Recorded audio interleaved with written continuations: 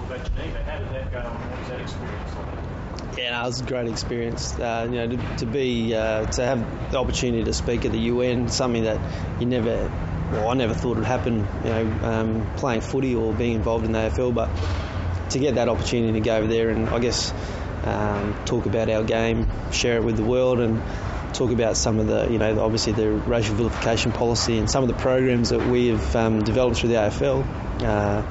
It was just fantastic, and we got some great feedback and got an opportunity to meet with some different sporting codes. So I got to meet with the IOC and also with UEFA and talk about some of the stuff that they do, and probably reaffirm that the AFL are doing things really well. You had a very personal story as well. You told the story of your own family and the circumstances. Is that something you chose to share? Have you spoken publicly about it before? Oh, not really publicly. I guess I touched a bit on it when I wrote my book, and also I've spoken, behind closed doors to a lot of people, including some people at the Adelaide Footy Club. But I guess for me, it was, even though I was telling my story, it wasn't really about me. It was more about, well, this is just a story that reflects many thousands of Aboriginal and Torres Strait Islander people in Australia, and I guess reiterated that where Australia has come from and where we're at today.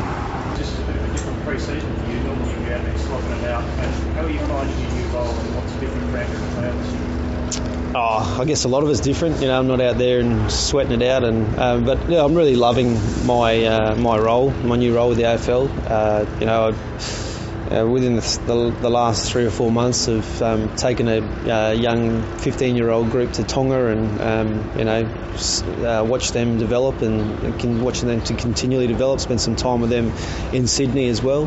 And also been to Geneva, and so it's been a bit of a whirlwind few months, but really exciting, and there's great opportunities for myself and for me to obviously help and develop the next generation of guys coming through. So pretty excited, and football's been a bit of a distant memory. Certainly,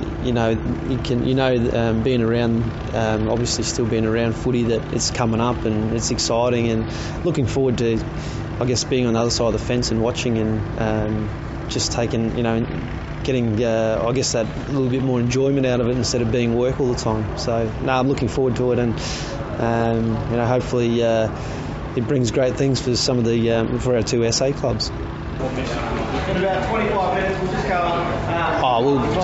Basically what we do is through James Moore's Aboriginal Pathways Excellence Program, we just bring the boys down and provide them with an opportunity to, and I guess open their eyes to what's available outside of footy. Footy is a vehicle that brings all these boys together, but then it's about giving them, I guess, a heads up as to what else is available, because reality is not everyone can go on and play 10 or 12 years of AFL footy and make a career out of it. So these guys have to realise that football is there, and it's a sport and it's great. But what it does is gives you opportunities to explore other avenues, and for these guys, there's employment opportunities there, and it's important because these guys are going to become the next leaders in their communities. And people are going to start to look up to them. They probably already do. So it's good for them to be able to be exposed to that, and hopefully they can grab that opportunity with both hands and run with the ball for how far it takes them.